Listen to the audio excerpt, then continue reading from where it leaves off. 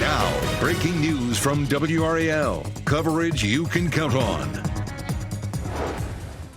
Durham police presence. Officers from 2 different departments were spotted this morning at a Durham hotel. What we've learned from the WRAL Breaking News Tracker. And some patchy light rain in parts of the viewing area. I'll let you know when it will taper off and when we can actually see a little sunshine peeking through.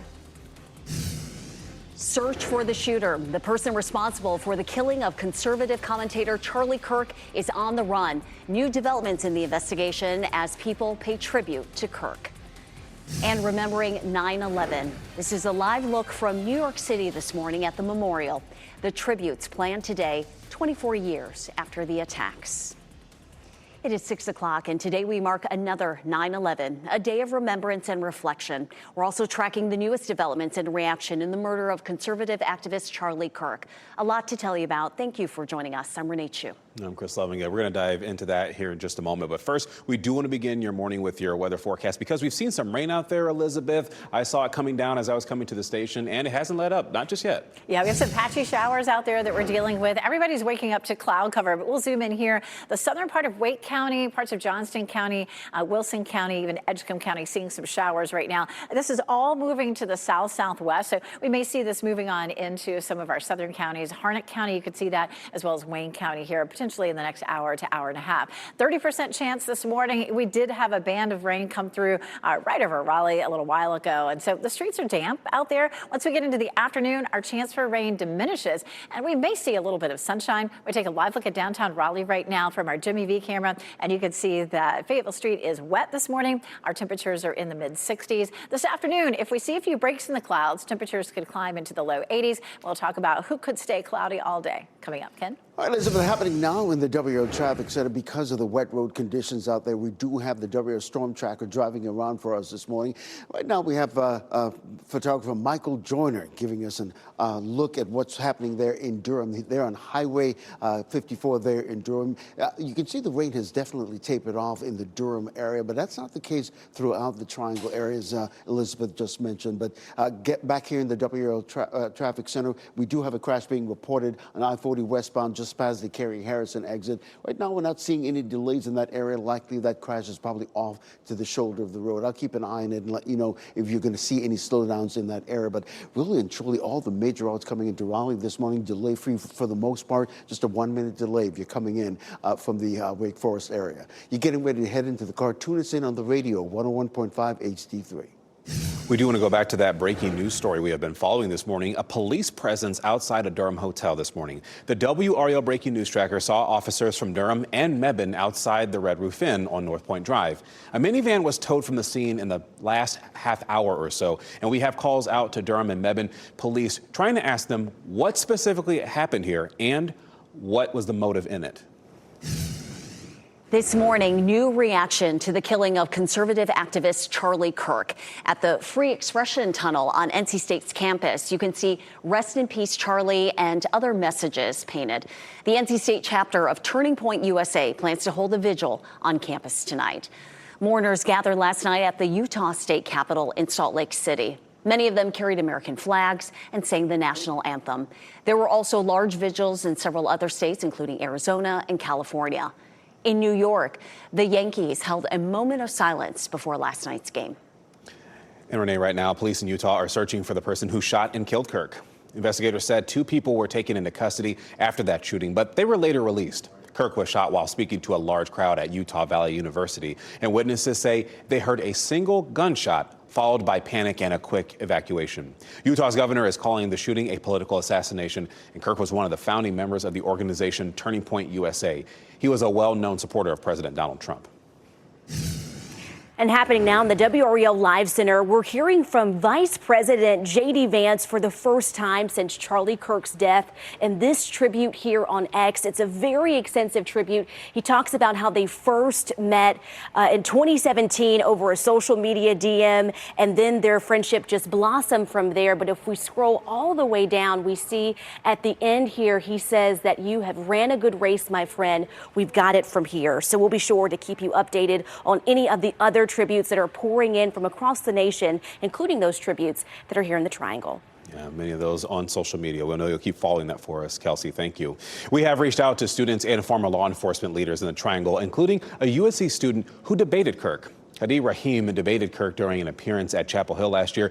He says this will make him question how safe he feels at future political events. Former Wake County Sheriff Donnie Harrison says law enforcement will closely watch these events ahead of next year's midterms. And both agree this is a turbulent time for the country. I'm going to be honest. I wish it didn't, but after I walked out of the library, I think I'm very outspoken about my political beliefs. I honestly didn't feel safe. It still puts us on high alert every time. I don't know how to say it other than the fact it's just getting bad. We also asked Harrison about the environment where Kirk was during the shooting. He says the outdoor environments, such as the one in Utah, are among the hardest areas to secure. President Donald Trump is calling this a dark moment for America. He has ordered flags to be flown at half-staff until Sunday. In a video message from the Oval Office, Trump blamed what he calls the radical left for the shooting. Americans, I am filled with grief and anger at the heinous assassination of Charlie Kirk on a college campus in Utah. Charlie inspired millions, and tonight all who knew him and loved him are united in shock and horror. It is the challenging thing. The president connected Kirk's murder to other high-profile instances of political violence. Authorities have not determined a motive. And coming up in about 10 minutes, the shouting match sparked on Capitol Hill as lawmakers called for a moment of silence to honor Kirk. Today marks 24 years since the deadliest terror attack on American soil. You're looking live at the 9/11 Memorial in New York City. On September 11, 2001, terrorists hijacked 4 commercial flights. They crashed into the Twin Towers in New York and the Pentagon in Washington, D.C. The 4th plane crashed into a field in Pennsylvania. Today, memorial services will remember the nearly 3,000 people killed. And Renee and Raleigh, people will gather at Carter Finley Stadium for a memorial stair climb to remember the people killed on 9/11. Let's go ahead and bring in WRAL Sean Gallagher. He's there right now. Sean, people will be walking the same number of steps that were inside the Twin Towers.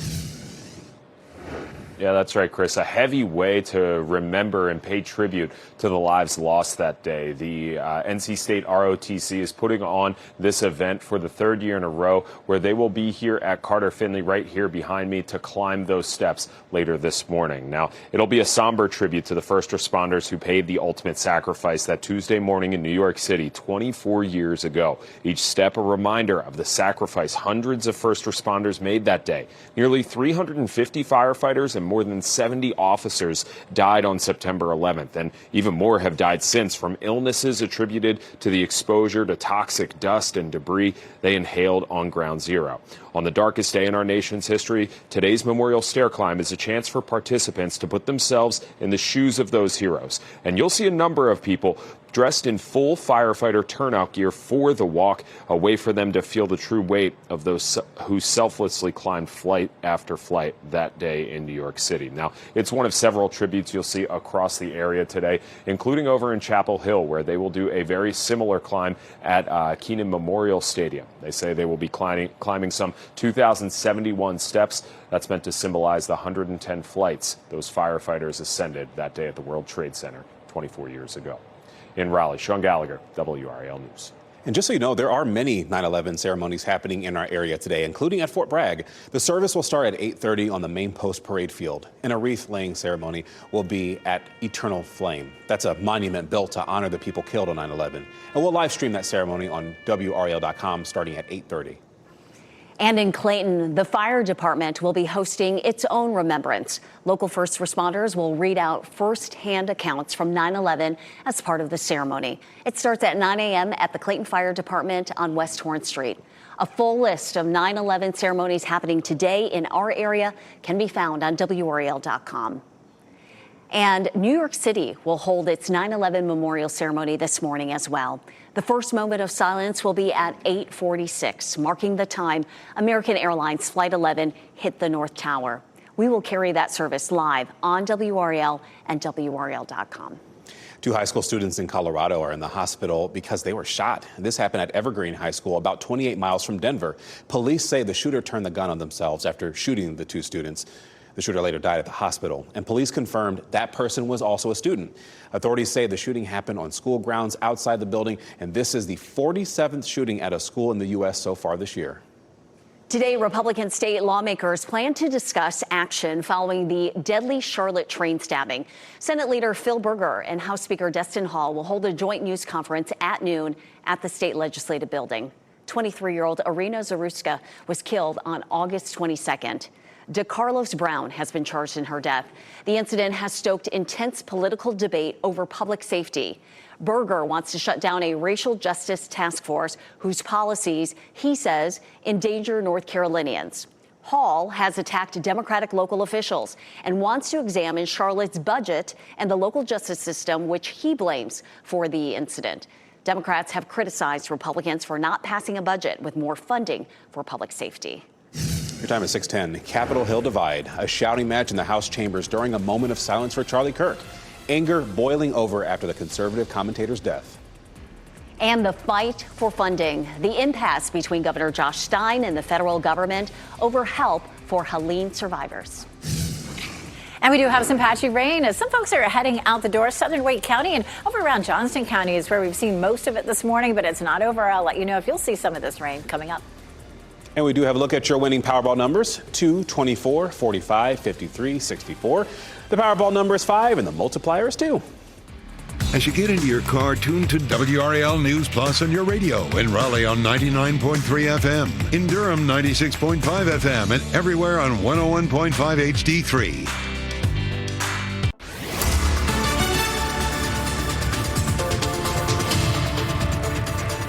6:14, a little bit of patchy rain out there. We had some showers come through Wake County, so if you're driving through downtown Raleigh, you're going to run into some damp conditions out there still. But the rain started to taper off there. Johnston County moving on down towards Sampson County along the I-95 corridor. That's where we've seen the bulk of the rain this morning, but you can see how patchy it is. It's just not a lot out there. But from Smithfield to Goldsboro, back down toward the northern part of Sampson County. Wilson, you've seen a few showers, and Edgecombe County, you're seeing a few sprinkles as well. 30% chance, so it means that, again, not everybody's seeing the rain, but it is light and patchy where we are seeing it. Once we get into the afternoon, we may start to see some sunshine breaking out, especially in our western counties, because this is all a coastal system and it will gradually move away from us. This is a live look at Apex. It's a little foggy there this morning. You can definitely tell that the streets are wet as we look down Salem Street. Our temperatures are in the mid 60s right now, and if we do see a little bit of sunshine this afternoon, we could climb up into the low 80s. So we'll be happy to see that if we do, Ken. Absolutely. And happening now in the WRAL traffic center, Elizabeth, we've got a crash blocking the shoulder of the road near the I-40 Wade Avenue interchange.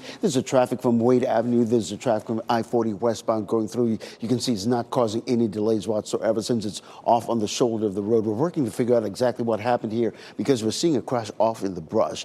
But in terms of major routes coming into Raleigh this morning, very little to no delays, just a 1-minute delay if you're coming in from Wake Forest, and very little to no delays heading into Durham this morning as well. Ken, thank you. Tense moments on Capitol Hill as lawmakers pause for a moment of silence for Charlie Kirk after he was shot and killed in Utah. That moment of silence was called by House Speaker Mike Johnson. And moments after that ended, a shouting match erupted on the House floor. According to sources, Republican Congresswoman Anna Paulina Luna accused Democrats of causing the shooting with inflammatory rhetoric. Democrats then shouted back, calling for action on gun violence after a school shooting yesterday in Colorado. We asked for a moment of prayer for Charlie Kirk, and then the Democrats decided at that point in time to try to shout that down. First and foremost, Charlie Kirk is now pronounced deceased. He was murdered. I don't know anything about the suspect yet. I think everyone's waiting to hear that. But that type of rhetoric is the exact type of rhetoric that got him killed. I don't think a single person who has dedicated their entire career to preventing gun safety legislation from getting passed in this House has any right to blame anybody else but themselves for what is happening. The House will be Speaker Johnson eventually had to call the House back to order. Only on WRAL, Governor Josh Stein says you should not have to fight your own government to get money from FEMA. FEMA is releasing $12 million in reimbursement for Hurricane Helene victims. And yesterday, Homeland Security Secretary Kristi Noem said The disbursements are part of a $322 million FEMA commitment to rebuilding after the hurricane. This happened after Senator Ted Budd voted against moving forward with President Trump's pick for a Homeland Security position. Well, shortly after FEMA released the $12 million. Governor Stein told WRAL's documentary investigator Kristen Severance FEMA released that money because of Budd's action. Should it take that, though? No, it shouldn't. You shouldn't have to fight your own government to do right by the people of Western North Carolina. But if that's what it takes, that's what we will do. The grant money will cover vital infrastructure and community restoration projects in the hardest hit parts of North Carolina. Stein said that FEMA still owes North Carolina about $85 million in reimbursements. WRAL is working on a new documentary to mark 1 year after Helene. It's called Helene, What We Lost, What We Found. It airs Thursday, September 25th at 7:30 on TV or wherever you stream WRAL. It is a dreary start to our Thursday with that light patchy rain out there. Meteorologist Elizabeth Gardner is tracking what's causing that and how long we'll see this on and off rain. So we see this cold front that's parked offshore here. That is helping to push some moisture in. Yesterday, we had a low pressure system that was riding up this particular front. It's starting to pull away from us. We still have some wraparound moisture, just this damp air mass with us right now. So it's going to take a little time for it to move on out, but high pressure will start to build in and help to push this out of here over the next 24 hours. So some patchy light rain for us this morning. The low slowly moves away. High pressure builds in, and we'll see some gradual clearing. We may still be dealing with some cloud cover tomorrow morning, but looking at tomorrow afternoon and the weekend definitely looks brighter and drier. Let's zoom in here and talk about who's still seeing some showers. Southern part of Wilson County, some light rain there in Edgecombe County too, Johnston County, starting to move a little farther to the south there, and that little bit of rain in southern Wake County moving into Hardin County. So it's not a big part of the viewing area, but in Wake County, you're probably going to run into some damp streets because we did have that rain move through just about an hour to hour and a half ago. Here's a look at Futurecast. Futurecast continues to show the chance of a few isolated showers. As we head into the afternoon, Futurecast shows the chance of some clearing, especially from the Triangle area westward. I would caution getting too excited about seeing a lot of sunshine this afternoon. It's possible, but it'll just depend on how fast that low moves away from us and just how strong the high is coming in to help to clear things out. I feel more confident that we'll have more sunshine for tomorrow. I think we'll end up being cloudy overnight. This is Friday. Notice how Friday we start off with some cloud cover, and it may be Friday afternoon into the evening before we see a lot of sunshine. So we'll see. It's a damp pattern, and it can be a hard pattern to break, that's for sure. So we do have some light showers. This is a look at Futurecast, watching that low start to move away along with the front. And then potentially next week, another low could develop offshore, and that could help to bring us a better chance for rain. Notice that the potential for rain the next 7 days for us is really minimal, and that's, good news. We don't need a ton of rain right now. NC State plays at Wake Forest tonight. They're going to see plenty of clear skies there. Should be a really nice game, or nice evening for a game. And around here, if you're going to be headed out and about, our temperatures are looking nice. We'll see some sunshine, Ken. Well, Elizabeth, happening now in the WRAL Traffic Center, because we do have some of those wet road conditions out there. We do have the WRAL Storm Tracker driving around the Triangle and surrounding areas. Right now, photographer Michael Jordan giving us this live look on Cary Harrison Avenue right there in Cary. The windshield wipers are going, so to speak, but definitely the rain is beginning to taper off quite a bit. Right back here in the WRAL Traffic Center, we do have this crash blocking the shoulder of the road near the I-40 Wade Avenue interchange. You can see the Wade Avenue lanes coming here and the I-40 lanes coming toward you here in the westbound lanes. We are seeing this situation right now. There's a vehicle right here off to the bus, and we're trying to figure out exactly what happened. As soon as we get more information, we'll let you know, but clearly it's not affecting traffic in any way. And similarly, all our major routes coming to Raleigh this morning are very little to no delays, but we are seeing a situation brewing on the US 1 coming in from Apex this morning. I'll keep an eye on that and let you know if those 7-minute delay will get any worse this morning. But you're getting ready to head into the car. Tune us in on the radio, 101.5 HD3. Please keep us tuned in because Ken can help you navigate around any closures in place. All right, thanks, Ken. Protecting children, how the UNC system is training more people to help young people experiencing mental health issues.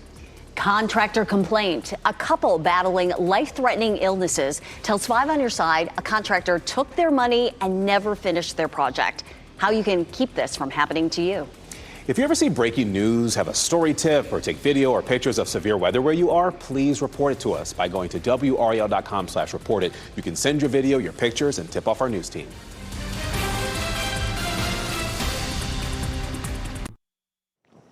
More North Carolina teachers and principals will be trained in recognizing and responding to signs of mental distress in young people. The UNC system has announced it will train up to 420 future teachers and principals in youth mental health first aid. That's a national program.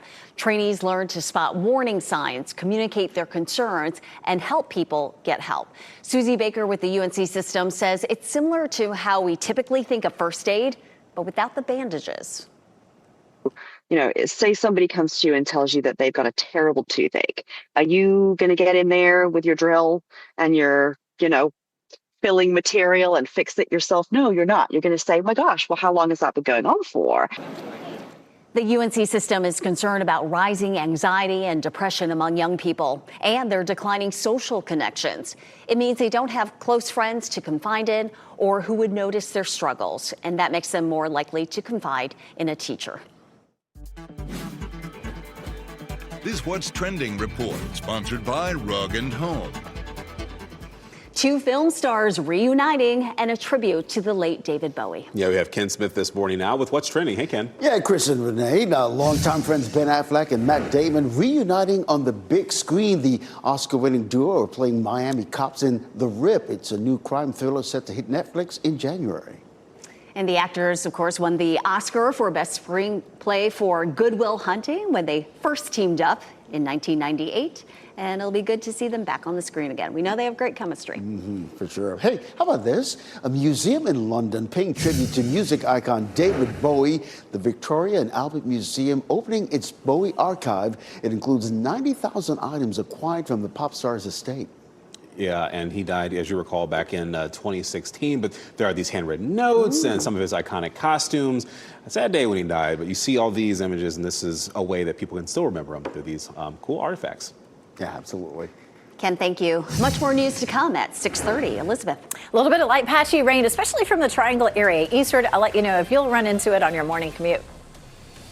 Tracking wet road conditions. This is a live look from the WRAL Storm Tracker on I-40 East near Cary. We'll tell you what you need to know before you hit the road this morning. And remembering 9/11, people are preparing to honor the lives lost on September 11th, 2001. We're going to take you to NC State ahead of a memorial stair climb.